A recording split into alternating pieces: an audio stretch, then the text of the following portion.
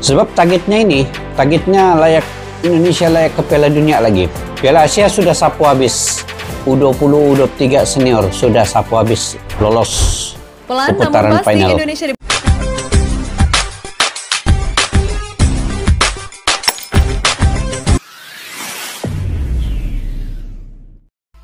Assalamualaikum dan salam persaudaraan guys. Oke, hari ini saya ingin mereaksi terkait dengan persiapan Timnas Indonesia Sinteyong untuk menghadapi kualifikasi grup F ya. Yang mana persiapan untuk menghadapi tim-tim kuat di level internasional adalah tugas yang sangat menantang ya bagi Sinteyong dan juga para pelatih-pelatih yang ada di Timnas Indonesia kini. Dan pelatih Timnas Indonesia Sinteyong ini telah memahami betul betapa pentingnya memiliki amunisi tambahan yang berkualitas untuk bersaing di tingkat tertinggi. Jadi kini dengan persiapan menghadapi tim-tim kuat seperti Irak, Vietnam, Filipina juga tidak boleh dipandang ringan.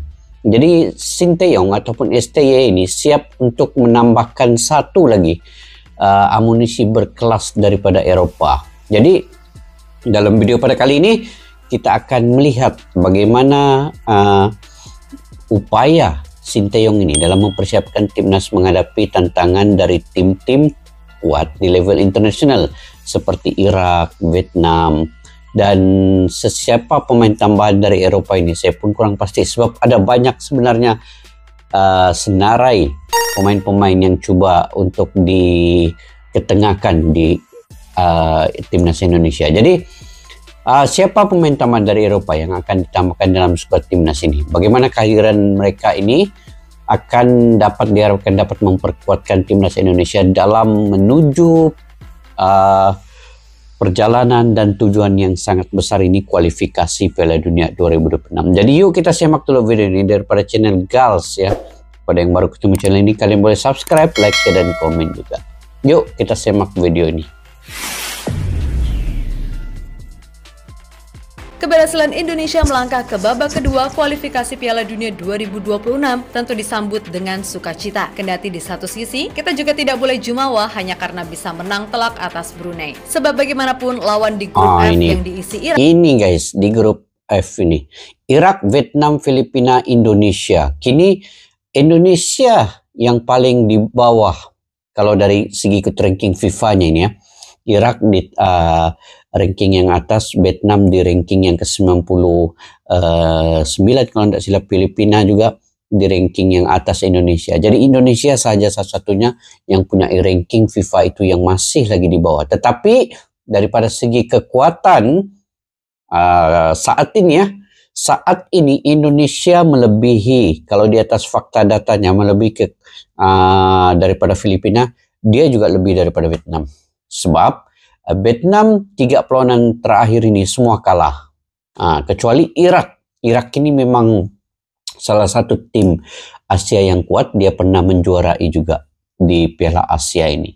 Apapun kita sama-sama lihat nanti bagaimana guys. Oke, kita langsung dulu ini. Vietnam serta Filipina jelas dipastikan akan lebih sulit. Meskipun begitu, publik tanah air tak perlu risau. Sebab yakinlah, Coach Shin akan memikirkan cara terbaik agar bisa lolos dari grup ini. Dan sejatinya, langkah demi langkah sudah dilakukan pria Korea Selatan itu. Sesuatu yang pada akhirnya menyita perhatian, termasuk dari kubu Irak dan Vietnam, yang diketahui mulai ketar-ketir dengan segala perkembangan Indonesia di bawah asuhan Sinteyong. Pasti Coach Shin ini ada percaturan tersendiri juga kan guys. Sebab targetnya layak Indonesia layak ke Piala Dunia lagi. Piala Asia sudah sapu habis. U20, U23 senior sudah sapu habis lolos pelan namun pasti final. Indonesia di bawah Coach Shin mulai menunjukkan tajinya. Emang laga melawan Brunei kemarin gak bisa jadi tolak ukur mengingat level kualitas yang tentu saja jomplang. Ujian sesungguhnya jelas akan dimulai bulan November nanti. Tak kalah Indonesia akan berjibaku melawan Irak, Vietnam, dan Filipina di grup F putaran kedua kualifikasi Piala Dunia 2026. Meskipun di atas kertas, ranking FIFA Indonesia ada di barisan paling bontot, namun secara kualitas tim Garuda jelas tak bisa dianggap remeh. Tapi dari segi permainan, jangan dilupakan Indonesia kini sebuah pasukan timnas yang sangat-sangat kuat Yap, sejak diasuh Sinteyong, harus diakui jika level permainan timnas Indonesia yang mayoritas diisi anak-anak muda mengalami peningkatan pesat. Apalagi dengan keberadaan para pemain abroad serta keturunan, membuat Indonesia kini nggak bisa lagi dipandang sebelah mata. Dan dalam mempersiapkan tim jelang putaran kedua kualifikasi, seperti yang diberitakan oleh media Irak, mengirim tim analis untuk memantau kekuatan timnas Irak di laga melawan Jordania. Tentu saja ini membuat pelatih timnas Irak makin ketar-ketir, sebab ia sendiri pun tahu jika Sinteyong bukan pelatih sembarangan dan Indonesia kini juga berbeda dari sebelumnya. Lebih lanjut, pelatih Irak, Jesus Casas, memastikan akan benar-benar waspada terutama kepada Indonesia, di mana ia berjanji akan mempelajari betul peta kekuatan di grup F demi hasil terbaik. Kami memiliki pertandingan yang sangat penting di kualifikasi Piala Dunia, dan kami akan memastikan bahwa kami mencapai hasil positif untuk mencapai tujuan kami lolos ke putaran final Piala Dunia 2026. Dengan melihat kondisi setiap pertandingan, sifat setiap pesaing yang akan kita hadapi, dan seberapa siap pemain kita, maka kita akan bergantung pada formasi yang paling cocok untuk setiap pertandingan, tegas pelatih asal Spanyol tersebut. Di sisi lain, media Vietnam yang terkenal hobi banget mantengin perkembangan sepak bola Indonesia, The Tao 247, menyoroti keputusan aneh Coach Shin yang di leg kedua saat bersua Brunei tetap memainkan sebagian besar pemain inti, di mana media tersebut merasa nggak habis pikir dan nggak tahu apa maksud Sinteyong melakukan itu semua. Namun di satu sisi, The Tao 247 sendiri juga merasa was-was, karena jika dilihat-lihat, mau skuad 1 atau 2, kekuatan Indonesia ini bisa dibilang hampir sangat merata dari setiap lini. Sempat menang 6-0 di leg pertama, Indonesia memasuki leg kedua babak 1 kualifikasi Asia Piala Dunia 2026 melawan Brunei dengan mentalitas yang sangat nyaman. Meski demikian, pelatih Sinteyong tetap memutuskan menurunkan tim terkuat meski hampir dipastikan meraih tiket ke babak selanjutnya. Tulis The Tao 247. Tapi betul guys, Indonesia hampir di semua lini belakang, lini gelandang, dan juga penyerang. Sementara itu, Coach Shin sendiri dikabarkan sudah menghubungi PSSI terkait rencananya mencari satu tambahan amunisi lagi dari pemain keturunan, di mana sektor depan jelas adalah yang vital. Dan nama Mauro Zylstra yang kini main di NEC Nijmegen adalah opsi terbaik dan tercepat yang bisa diperjuangkan, sebab pemain 18 tahun itu memiliki ini Mauro Zylstra, Nathan Joon, J. Ejas. Antara tiga ini, bagus ambil penyerang lah kan. Penyerang yang sekarang ini macam kekurangan sedikit. Sebab lokal punya penyerang memang ada di Mas Derajat, Ramadan Sananta, Hoki Caraka, satu keturunan Rafael Strik. Tetapi kalau dari segi yang penyerang betul-betul menjadi top striker itu macam belum ada untuk Indonesia ini. Jadi kesesuaiannya perlu diisi oleh pemain keturunan ini.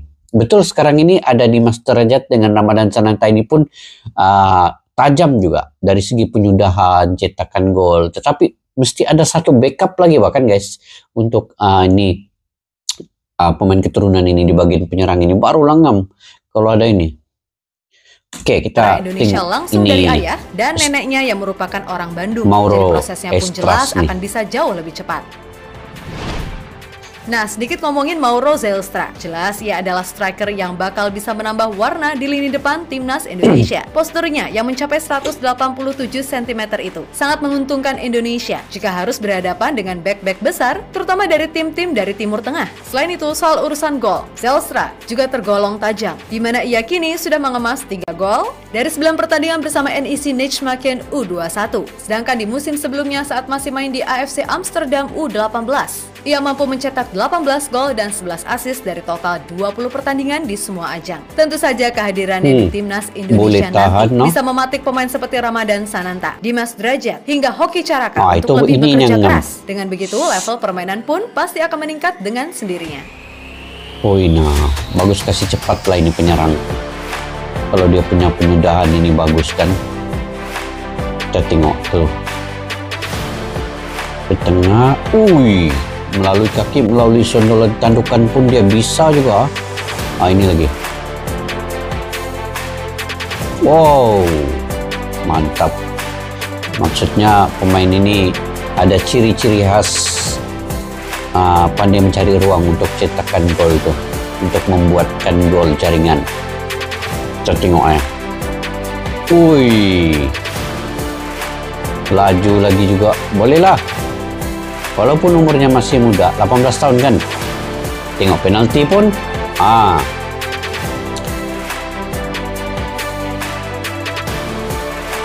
Kalau tengok dari segi penyudahannya, oke. Oh, cantik yang ini. Oke, lagi. Kita tengok macam mana dia buat gol lagi nih. Wih, skill lagi oh. Bolehlah pengalaman kalau Eropa. Ya bagaimanapun, segala persiapan pastinya sudah dilakukan matang-matang oleh Coach Shin beserta stafnya. Harapannya jelas untuk bisa membawa Indonesia melangkah jauh baik di level Asia atau syukur-syukur dunia. Meskipun terlihat berat dan mustahil, percayalah dengan segala komitmen, disiplin, kerja keras, dan berharap ada keberuntungan, maka bisa kok skuad Garuda mengepakkan sayap lebih tinggi lagi di kancah internasional. Mantap.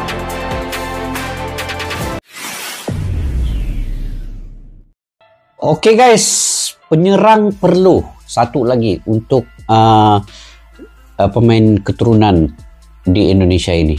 Untuk penyerang saja ini yang penting dulu sekarang ini, yang vital kan penyerang. Kalau bagian pertahanan saya ingat itu sudah memadai sekarang ini, sebab punya Jordi Amat, Elkan Bagot, Sheni Patinama, Sandy Walsh, lokalnya Rizky Ridho, Fakarudin, itu Asnawi Mangko Alam, itu mungkin saya ingat banyak pilihan. Kemudian bagian gelandang juga banyak pilihan, Marcelino, Maklok, Kambuaya, Ivar Jene,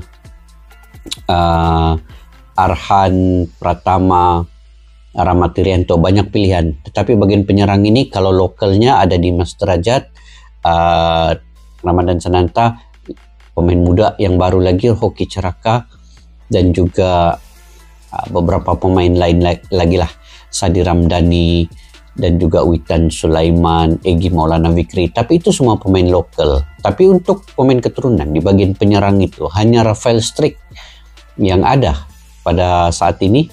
Tetapi untuk menentang pasukan timnas seperti Irak itu memerlukan kekuatan stamina ataupun pengalaman bermain di Eropa, seperti pemain keturunan yang ditayangkan dalam video ini tadi, walaupun masih berumur 18 tahun, Estral lah, siapa tadi namanya itu, Estral kah, umur 18 tahun. Tetapi kalau dilihat daripada segi gol-gol yang dia hasilkan itu, menggunakan sepakan, menggunakan kelecekan, menggunakan tandukan, itu saya rasa bisa untuk bergabung dengan timnas Indonesia, dan perlu menyerasikan dulu kesesuaian permainannya dengan Dimas Derajat ataupun Ramadan Sananta ataupun Witan Egy Maulana. Nanti pasti Sinteyong akan memilih ataupun menguji coba pemain ini terlebih dahulu, dan baru Sinteyong dapat memutuskan. Sebab Sinteyong ini pakar taktikal guys, dia akan gunakan segala uji coba itu untuk melihat pemain mana yang paling sesuai untuk mengisi kekosongan di bagian penyerang itu nanti. Jadi apapun, kita mendoakan semoga Indonesia menjelang laga di kualifikasi 2026 Piala Dunia di grup F ini, dan juga Piala Asia seterusnya nanti, itu dapat berkontribusi dengan cepat, dapat melihat pemain-pemain yang sesuai, berkualitas tinggi untuk Indonesia menghadapi perlawanan yang seterusnya. Bagaimana menurut pandangan kalian guys terkait dengan pemain keturunan yang perlu diisi itu penyerangnya? Yang perlu diisi. Jadi mungkin kalian ada pandangan tersendiri, kalian boleh komentar di ruang kolom di bawah. Oke guys, sampai di situ saja video pada kali ini. Assalamualaikum warahmatullahi wabarakatuh. Bye bye.